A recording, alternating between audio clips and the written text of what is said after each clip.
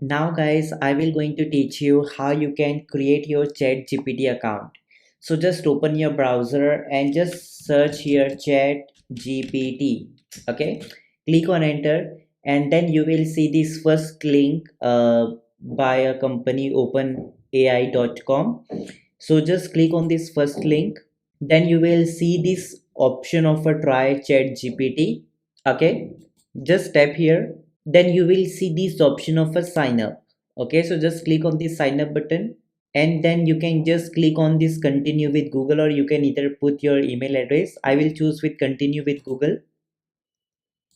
Allow your Google account to access it. Just wait for few seconds, then it will going to ask you some information, so just continue it. You have to just verify your phone number. Okay, so you can just tick mark yes, and then you just have to put your phone number. Okay, so let me just give my phone number. You can just send SMS instead. Okay, so it's totally depend on you, so I will just click on send SMS. Now whatever mobile number you have put, so there you will going to get one OTP code. Okay, 6-digit code, so you just need to put that code. Okay, so for example in my case my code is, then you have to just verify this one and then click on next, click on next, click on done.